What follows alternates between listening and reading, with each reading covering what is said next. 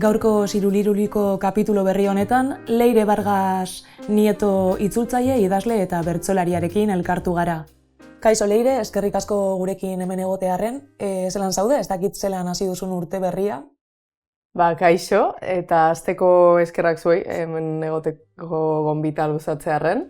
Urtea ondo hasi dut, egia esan, nahiko topera amaitu nuen aurrekoa, eta pozik hartu nituen gabonetako oportxoak, eta orain lasaiago, denbora gehiago ari naiz bideratzen nire proiektuei, eta beraz, nahiko pozik ezin kexatu. Bai. Lasai igusten zaizu.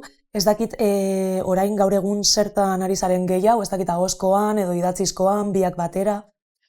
Oraintxe bertan, ari naiz gehiago idatzizkoan, gero hori udazkenean aritu ginen bizi sintetikoak, poesia eta elektronika emanaldiarekin, eta hori gehiago zeukan horrek ahozkotik, eta orain pixka bat deskantsuan nago horrekin, baina udaberrian izango ditugu emanaldi gehiago, beraz horretarako ere laster jarri beharko dut martxan, eta horretarako ere pixka bat ideiak jasotzen eta gogoz.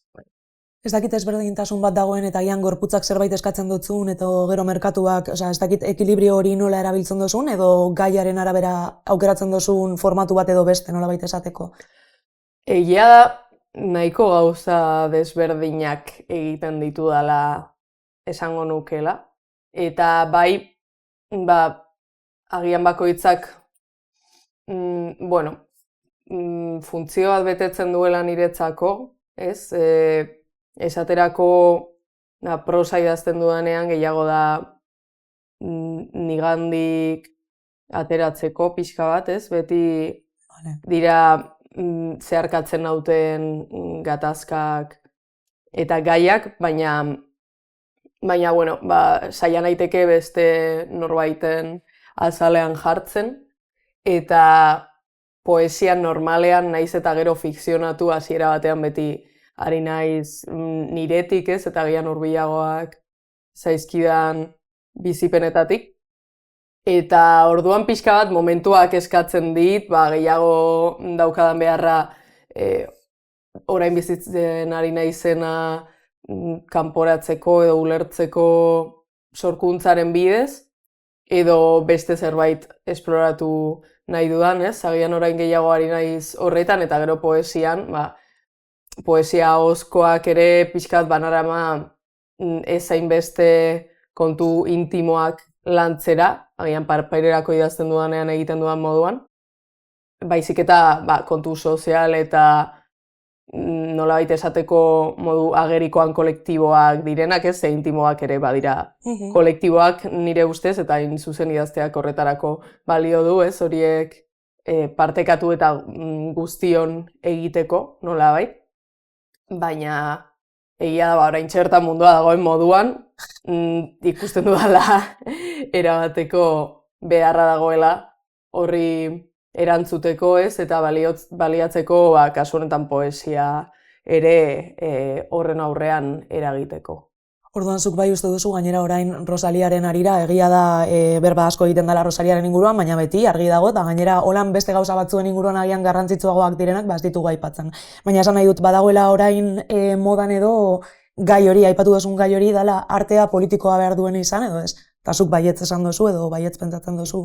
Bai, nik uste artea beti dela politikoa, ez? Bakarrik normalean ez bagara ohartzen haren politikotasunaz edo ez badugu gura baliatu nahi, segurenik ari garela sistemaren mesedetan. Justo. Eta kontrara, horren kontzientzia hartzen badugu, nire iritziz ez du esan nahi panfleto bat egin behar dugunik, ez? Edo guztiz koherenteak izan behar dugunik gure diskurtsoan ezalako ezer, baina hori kontzientzia politiko batetik baliatu artea, bai ideia batzuk helarazteko, bai zalantzetan arakatzeko, ez? Nik uste dut duela gutxi elkarrezketatu nuen Eider Rodriguez eta honen inguruan aritu ginen, ez? Sortzaileak beti egin behar duela zalantza eta beti galdetu, ez? Eta ez eman gauzak ez hartu gauzak emantzat edo nolabait esateko, eta niri hori asko interesatzen zait, baina horrek ez du esan nahi, hori, oinarri batzuei eutsi beharrez zaienik, ez, edo hori guztia ez denik baliatu behar, behintzat, egoera politikoari erantzuteko eta toki jakin batetik erantzuteko irmotasunez. Eta ez duzu zu konkretuki barkatu, beldurrik sentitzen badago jende asko, azkenien interneten bidez eta ez dakit botak diren edo ez diren botak, baina kantzelazioaren kulturan bizi gara, orduan badirudi, geroz eta gehiago, iritziak izan behar ez lirateken gauzak, zalantzan jartzen direla, eta badirudi, itziari tuin hori ere gertatu zaio, esan nahi dut, badirudi ezer ezin dela esan. Ez dakit gaztea zara, ez dakit zuk zein jarrera daukasun honen aurrean, edo ausardia behar dan? Hasteko, ni neu gaur egun inondik inora ez naiz mugitzen maila horretan, esan nahi dut, ez dut uste nik egiten dudana heltzen zaionik hainbeste jenderi, baina gero egia da bestalde ere, maila txikian ere ikusi ditugula halako dinamikak, ez orduan bai batzuetan badela kezkatzen hauen zerbait, esaterako orain berrian iritzi artikuluak idazten ditut hilabetean behin, eta hori oso esplizituki da iritzia ematea, eta hor beti aritzen naiz oso kontuz, poesian edo orokorrean gehiago ari naizenean sorkuntza edo artetik, fikzioan batez ere, eraiki behar dudan diskurtso hori ez delako agian hain borobila izan behar, poema batean hori, azaldezakezu zerbait, nolabait, hori zalantzazkoa dena, edo gehiago dena galdera bat beste iritzi irmo bat baino, eta kontrara iritzi artikulu batean espero dena da azalpen argi eta koherente bat, eta pixkat saiatzea bestea konbentzitzen, eta horrek beldurtzen hauela pixka bat, uste dut baduela zer ikusia baita ere, ni emakume bezala gizarteratua izatearekin, eta danak. Bai, azkenean hori hitza hartzeko eta iritzia emateko izan ditzakedan beste askok izan ditzaketen bezala zailtasunekin. Eta, saiatzen naiz pixka bat hori erlatibizatzen, pentsatuz, ezer ez dela hain garrantzitsua, eta nik ere miresten dudala jende asko publikoki ere akatsak egin dituena, eta bai egia da kezkatzen hauen zerbait dela, eta horren inguruan hain zuzen idatzi nuen duela pare bat hilabete, badirudiela orain egiten dugun guztia sarean geratzen denez, inoiz ezin izango diogula ihes egin iraganean izan garen horri, ematen du dena dela oso iraunkorra, eta bete utzi behar diozula noizbait izan duzun iritziari, esan dezagun. Eta horrek beldurtzen hau pixka bat, nik konbentzituta nagoelako, hemendik urte betera segurunik ez dudala pentsatuko orain pentsatzen dudan modu berean, eta hain zuzen hori uste dudalako dela bizitzako gauzarik ederrenetakoa, baina beldurtzen nau, orain gertatzen zaidan moduan iraganera begiratzea eta esatea, baina zelan egin nuen hori, edo dena delakoa. Badago jende asko ezabatzen dagoena, edo ezabatu ez duen jendea baita ere bota dute atzerantz politika munduan, eta ez dut uste hori gertatuko zaizunik, baina egia da agian kezkagarria dela esan duzun moduan iritzi aldatzea zerbait zarra bezala hartzi, ezta? Bilakaera bat egongo baden, aldaketa bat egongo delako, bai edo bai.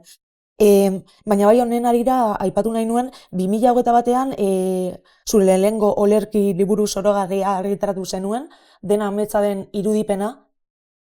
Lehenengo galdera izango litzateke hori, gaur egunetik ikusita, zerbait ezabatuko zenuke, oin berriro ez dakit irakurri dozun, edo konforme zauzen? Ez dut berriz irakurri denbora luzean. Egia esan osorik ez dut uste argitaratu zenik irakurri duan. Argitaratu zenetik. baina, bueno, nahiko buruz dakitu ez dela ere. Claro. Eta eduki aldetik uste dut ez nukeela gehiegi aldatuko, forma aldetik bai, bueno, grazia egiten dit, bada liburu bat desente irakurri dena ikastetxeetan, eta azkenan nik idatzi nuen,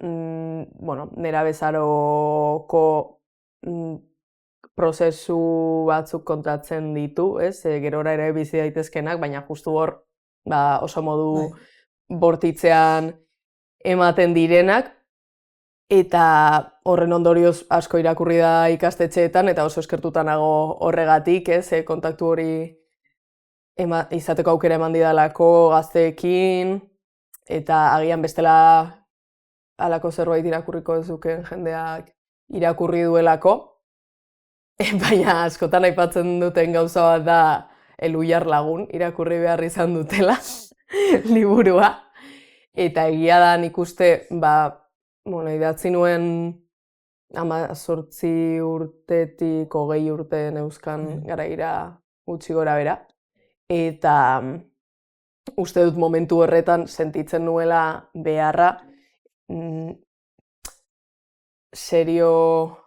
bestek ni serio hartzeko, idazteko modu batean erakusten zuena baneukala hori hizkuntzaren gaineko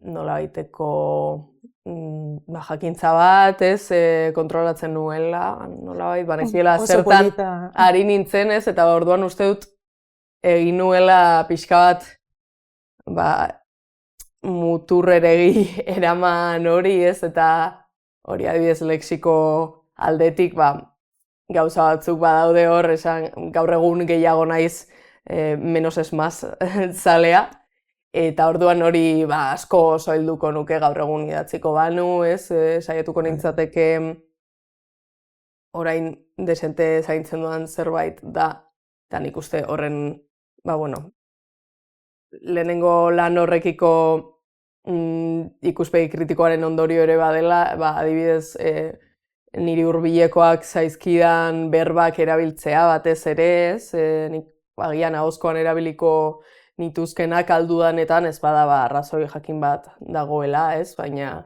adibidez euskalki aldetik eta saiatzen naiz hori zaintzen, eta orduan hori pixka bat aldatuko nuke. Edukiarekin ez daukat arazorik, uste dut momentu horretan zintzoa izan nintzela bizi nuenarekiko, eta gero jendeak modu positiboan erantzun du, beraz, pozik nago alde horretatik.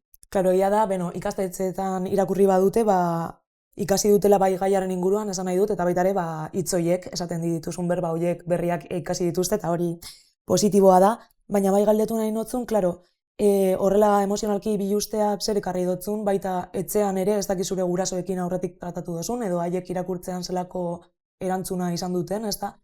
Eta bukatzeko, klaro, agian prosan heltzen delako, zuk esaten dozuna, eta argiago eta zehetasun gehiagorekin, baina olerki bat, ez dakit, kolpe bat ematen dutzu hor barruen, ezta? Eta hori gertatzen da zure liburu honekin, duan ez dakit.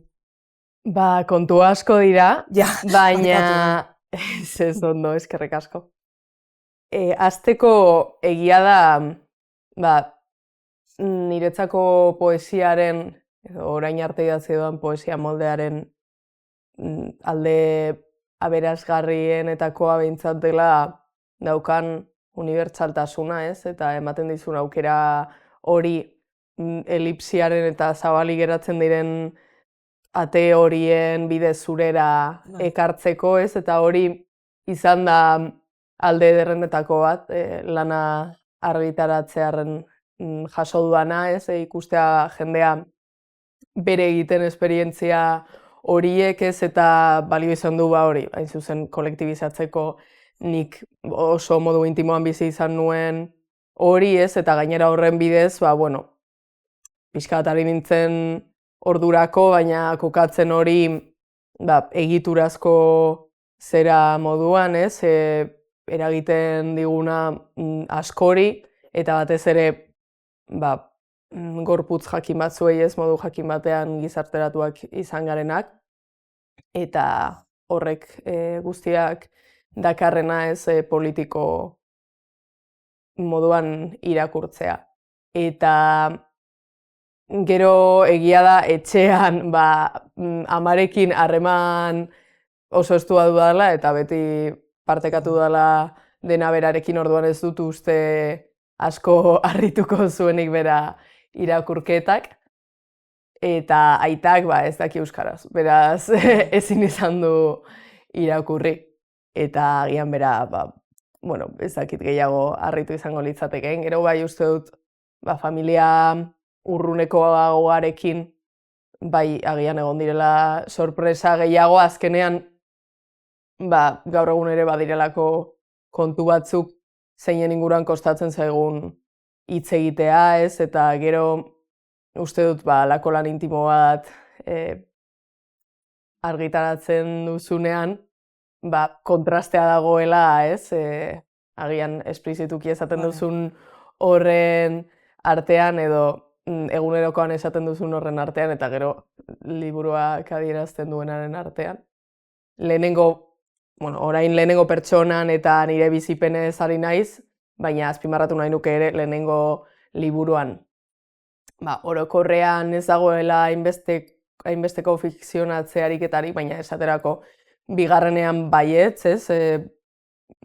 Orain ere izan dira ni zeharkatu nauten kontuak eta, baina egin nuen askoz ariketa handiagoa hori bilakatzeko, pixka bat istorio baten, ez? Eta gauza batzuk badira niri gertatu zaizkidana, baina beste batzuk ez, eta gehiago ikusten dut, pertsonaia batzuek bizi duten zerbait moduan, hori, nik azaldu nahi nuen hori kontatzeko. Uste dut hori, aipatzeko zerbait dela poesia bete hartzen dugulako autobiografikotzat, eta ez durako zertan ale izan. Gauz gainera garai baten non autobiografioa eta autofikzioa eta modan dagoen eta asko jorratzen da eta era ederretan gainera eta Euskal Herrian baita, baina egia da ez dakit hori egin duzun kontzienteki edo ez, baina babesteko nolabait idatzi duzunatik pizkat aldentzeko modu bat bada, ez da beste pertsonai bati ematie ahots hori, eta gero baitare agian badala beti zabiz, nolabait esateko zure inguruan berbetan edo zure lagunen inguruan edo norbait kontatu ikusi edo... Bai, guztiz, niri gertatzen zait, agian, fikzioa idazten dudanean, iruditzen zaidala pertsonaia guztiak naizela ni, ez? Azkenean nigandik jaio direlako guztiak, eta naiz eta inspirazioa hartu beste norbaiten gandik, nik erabakitzen dudalako zer da amets batean moduan, ez? Esaten den guztia zugandik ateratzen da. Eta, naiz eta agian desadoz egon edo ez zuk erabakitzen duzu bakoitzak zelan jokatzen duen. Eta bada distantzia hartzeko modu bat, baina niretzako baita ere, bigarren liburuaren kasuan, Bihotz Museo bat izeneko horren kasuan, bazen baita ere, egite analisi bat zer nahi nuen kontatu, ulertzeko, eta erabakitzea, batez ere oso mezu politikoa bidali nahi nuenez, eta esan nahi dut mezu politiko konkretua, harremantzeko moduari lotutakoa, ez? Eta pixka bat harremantzeko modu konbentzionalei eta inposatuei ihes egin eta hori birpentsatzekoa, hori nola azaldu pixka bat modu borobil edo ulergarrian, ez? Horri begiratu nion apur bat, ez? Esan nuen, dauzkat pieza hauek, hau esan nahi dut libura idazten ari nintzen bitartean, eta kontatzen dute istorio hau. Agian hemen, egon daiteke hutsune bat, edo beste toki honetan, ez, eta pixka bat hori osatzen joan nintzen liburaren mezuaren eta kontakizunaren mesedetan. Bestea erraietatik da gehiago, nolabait esateko eta hau bai teknika bat, eta helburua badekozu, eta... Bai. Bihotz museoa aipatu duzu, bihotz begietatik, bihotz museo edo museora doaz gauzak, zer artxibatu eta zer erre egiten da bertan, ez dakit. Eta baita ere, ez dakit aukeratzen dugun edo ez, hori izango litzateke beste galdera bat. Ba, beti ez dugu aukeratzen seguruenik ez, baina niretzako idazketa bada biziun guztia iragazteko modu bat. Eta nik, bueno, ez naiz bat ere pertsona erra gordetzekoa, ez? Orduan esango nuke nahiko erraz erretzen ditudala sentipen negatiboak eta geratzen naizela merezi duenarekin, edo behintzat, bueno, ez badu lortzen guztiz erretzea ere artxibatzen ditut, eta horruzten ditut, eta lortzen dut nahi dudanean bakarrik itzultzea horra esango nuke, bai, hori noski ikasketa prozesu garrantzitsu baten ostean, baina, bai, saiatzen naiz geratzen ikasketekin, bizi dudan horretatik, eta poesiak laguntzen dit horretan askotan, ez? Gainera, hori, askotan idazten dut zerbait, eta agian ez naiz oso kontziente esan nahi duenaz, eta gero tarte batera itzultzen naiz, eta gero ados, hori nintzen sentitzen, ez? Eta pixka bat bideratu hori toki batera edo bestera, ez? Eta naiz eta zerbait mingarria bizi izan, gero testu politu bat ateratzen badut hortik, diot, bueno, bada zerbait, ez? Eta bueno, pixka bat nahiko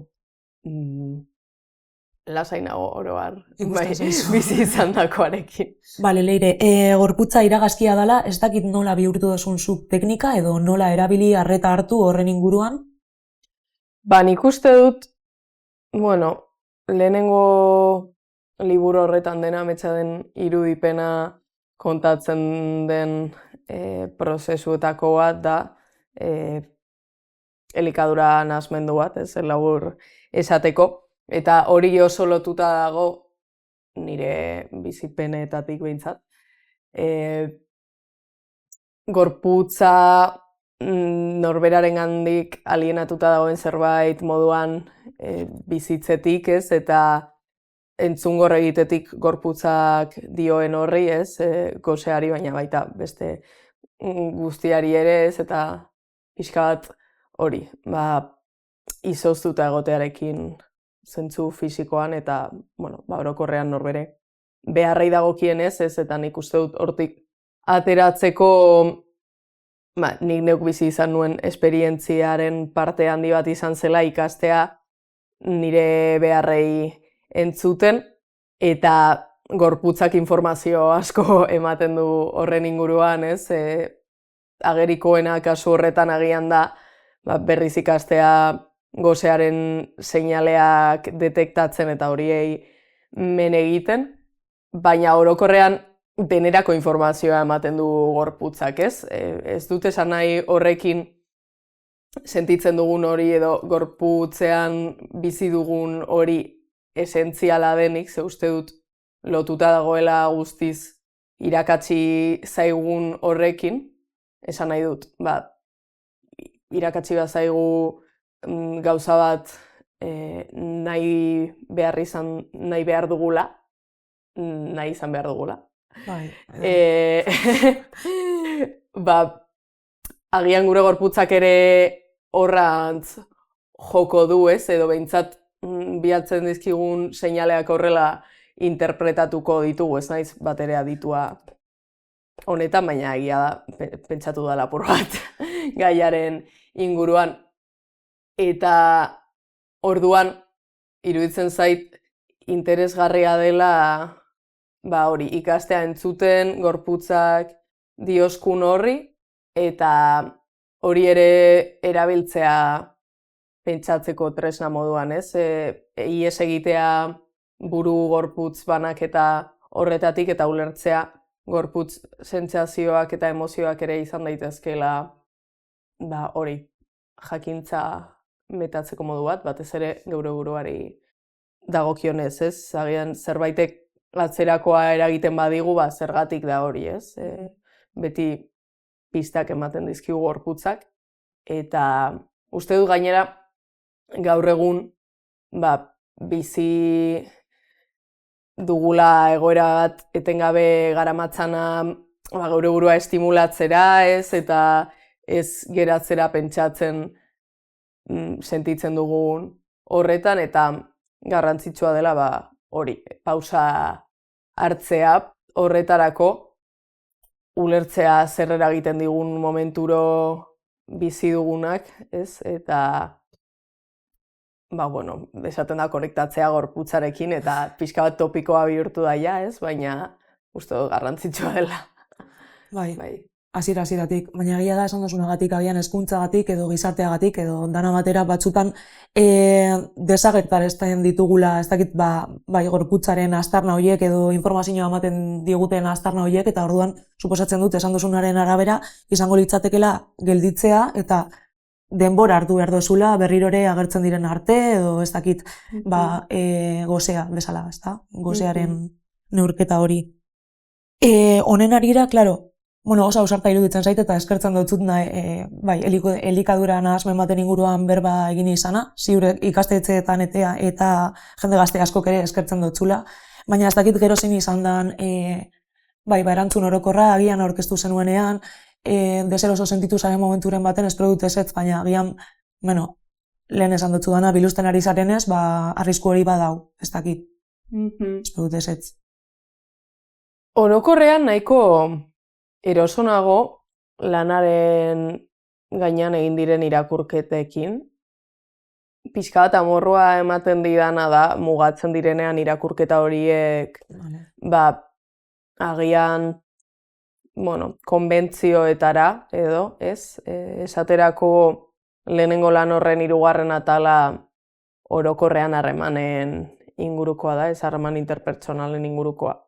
Eta noizbait jaso dut mezua edo irakurri izan da hori bikote harremanen inguruko atal moduan, eta horrek amorro apur bat ematen dit, ez? Nahi nukelako balio izatea hortik harago orokorrean harremanen inguruan pentsatzeko, ez? Baina uste dut orokorrean zentralizatzen ditugula bikote harremanak, ez? Eta espero dugula poesia izatea dena maitasunaren inguruan, eta gainera maitasun oso konkretu baten inguruan. Orduan, horrek amorro apur bat ematen dit, baina, ni ez nago hemen esateko zelan irakurri behar den liburua, eta nahiko lasainago alde horretatik, bai. Hori lotuko dugu nola ez desirarekin, baitare desira, nahiko puritanoa daukagulako, ez da orokorrien, eta izan dugu mundu mailan, eta ez dakit, bai harremantzen da, bai emozionalki biluzteko erabaki edo ez erabaki horrekin, eta baita ere bai gustatuko litzaidake zure bigarren liburu hori bihotz museoa politikoa da, zein da zure teoria, ez da, edo atzean dagoen teoria hori, desira teoria. Ez dut alako teoria oso finkorik, baina bai lan horrek proposatzen duena apur bat, badela, kontatzen du, horrela idatzi dut nik, gero bakoitzak irakurriko du irakurtzen duen moduan ez, baina kontatzen du hasiera batean maitasunaren eta harreman interpertsonalen irakurketa nahiko normatiboa daukan sujetu poetiko baten ikuspegia, ez? Eta orduan zentralizatzen duena maitasun erromantikoaren ideia hori, eta beraz, harreman sistema bat non erdigunean dagoen harreman sexoafektibo monogamo bat, eta beste guztiak haren baitan antolatzen diren, gutxi gora bera, ez? Hori bilatzeko ezi dute sujetu poetiko hori, eta hori bilatzen du hasiera batean, ez? Eta horrek dakartzanaje guztien ondorioz horrek eramaten du sujetu hori, protagonista esan dezakegu. Sujetu poetikoa zupuri. Bai, esan dezakegu bilatzera, sartzera harreman batean, non botere harreman handia dagoen, ez? Eta berak kokatzen duen bere burua bestearen azpitik, eta horrek dakarkion minaren ondorioz, azkenean hortik ateratzen da, ez, eta hasten da konturatzen agian harremanen irakurketa hori ez dela egokiena, ez dela gehien komeni zaiona, eta pixka bat birpentsatzen zelan nahi duen eraiki bere harreman sarea, hain zuzen sare itxura handiagoa daukan zerbaiten ganantz egiteko, ez, hori jasangarriagoa, osasuntsuagoa eta komenigarriagoa zaiolakoan. Orduan, pixka bat hor mugitzen da nire ikuspegia ere, ez? Eta saiatzen naiz horri pixka bat men egiten naiz, eta gero, denok bizigaren gizartean, ez? Eta ezi gaituzten gauza batzuk nahi izateko, eta beste batzuk zalantzan jartzeko. Egunak eta egunak daude, eta nik ez dut bilatzen nire praktika izatea perfektua nire ideiekiko ezalako ezer, baina egia da sorkuntza iruditzen zaidala, izan daitekeela zalantzan arakatzeko eremu bat, baina baita ere batzuetan agian utopiak proposatzeko eremu bat ere, ez? Ez dut uste nahita ez sorkuntzan proposatzen dudanarekin guztiz bat joan behar denik nire praktika, ez dudalako nahi nire lana irakurria izan dadin nire kontu pertsonalekin nahita ez loturan dagoen zerbait moduan, ez? Eta orduan saiatzen naizela hor jokatzen lanaren mesedetan eta ihes egiten nire kontu pertsonalei. Eta belaunaldi berrien artean, jende gaztearen artean, zuk ikusten dituzu, ez dakit edatu direla, harreman forma berri hauek, edo oraindik ere ehuneko txiki baten dauzela, ez dakit? Nik uste dut, badela helburuaren ez, eremuaren araberako kontu bat, ez, segun eta ze talde eta inguru sozialetan mugitzen zaren, ohiturak batzuk dira edo beste batzuk, baina bai uste dut, hain zuzen nahi baduzu zure desira moldatu edo aldatu, oso lotuta dagoela hori zure inguruak desiratzen duenarekin, ez? Esaterako, nik duela 8 urte neuzkan desirak naiz eta heterosexualitatean sartu ez, nahiko heterosexualitatearekin bat zetozen eder konsideratzen nuenari zegokionez, adibidez, ez, edo nahi nuen harreman ereduari zegokionez, eta gero hortik hori desiratzen zuen edo hori erdigunean jartzen zuen ingurutik atera eta beste inguru batzuk bilatzearekin batera nire desira ere aldatu da, ez? Orain bilatzen dudana ez da orain duela, orain 8 urte bilatzen nuen hori guztiz. Aldatu da eta hori uste dut badela ariketa pertsonala, baina badela baita ere erabaki horren ondorio, ez? Azkenean gure desira, esaten da, ez, desira mimetikoa dela askotan, ez, eta orduan inguruak desiratzen duen hori nahiko duela norberak ere, beraz, erabaki hori hartzen badugu, behintzat horren aldeko apustua, beste desiratzeko modu batzuen aldeko apustua egiten duen inguru baten alde, guri ere egingo digula mesede, baldin eta hori bada bilatzen duguna. Bale, Leire, denbora gitzi geratzen denez, jungo gara pitzin bat berba egiten bertsolaritzaren inguruan, ez dakit bertsolaritza egiterakoan zure teknika, sortzeko teknika aldatzen den, eta klaro, zuzenekoan izatean gehiago zaren improvisatzekoa edo estrategikoagoa, ez dakit nola egiten duzu. Egia esan gaur egun ez nabil bat-batean bertsotan.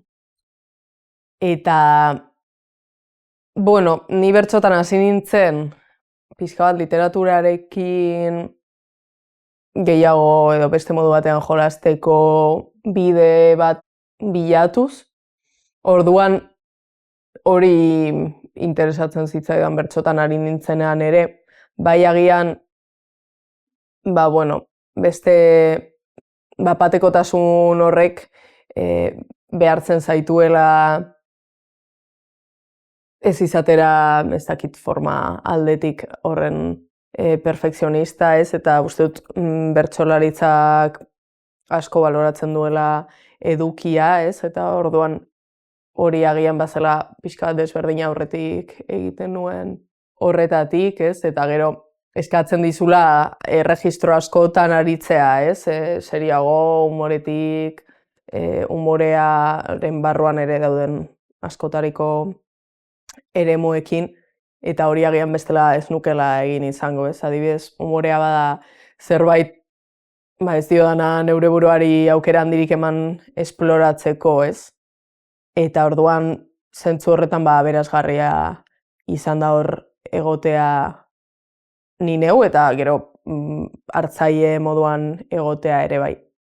Eta bestalde uste dut bertsolaritzaren gandik asko interesatzen zaidan zerbait dela gaur egun ere, naiz eta nik batean ez aritu, zelan den ariketa oso kolektibo bat, alde batetik askotan ari zarelako beste norbaitekin batera sortzen, esan nahi dut beste bertsolari batekin, eta gero etengabe ari zarelako publikoarekin hartu emanean, ez? Eta pixka bat negoziatu behar duzu hori, ez? Eta hori oso desberdina da zure gelan, zeure buruarentzako idaztearen gandik. Eta orain gainera, ahozko poesiarekin gehiago ari naizela, uste dut bertsolaritzak ematen dizun ikuspegi hori une oro hartzekoa kontutan entzuten ari den horrek zer entzun nahi duen, zer ez, zer uler dezakeen, hori oso baliagarria dela, ez? Bertsolaritzan, hor,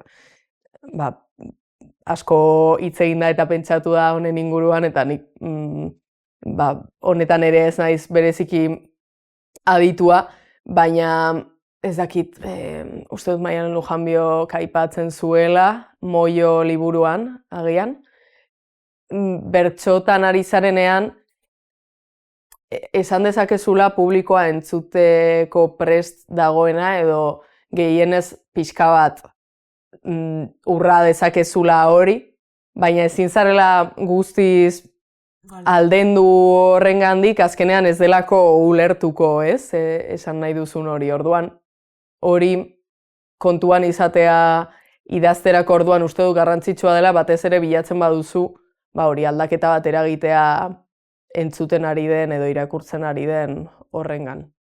Jo, ez interesgarria baita ere, oin harremandu duzu ahozkotasunarekin, ez dakit nola azaldu daitekeen zein testu edo zer irabazten dauen testu batek ahozkotasunarekin eta zer galtzen dauen, ez da, formatu horretan.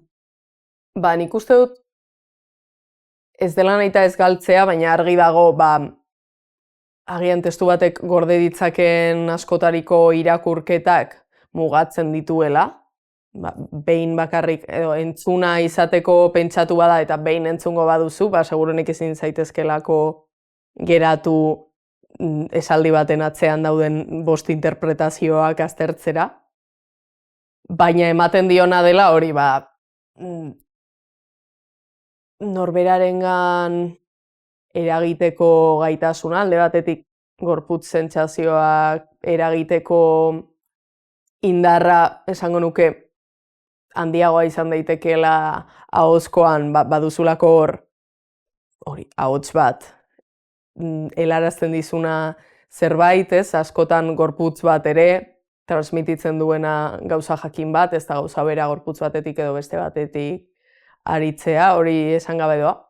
Eta horrek agian errazten duela, hori, heltzea jendearen gana, ez, gainera, mende batzuk dira poesia ez dela mainstreama, ez bereziki, hori, popularra, eta orduan, ahozko poesiak ematen dizu aukera heltzeko beste jende baten gana, jende gehiagoren gana, agian.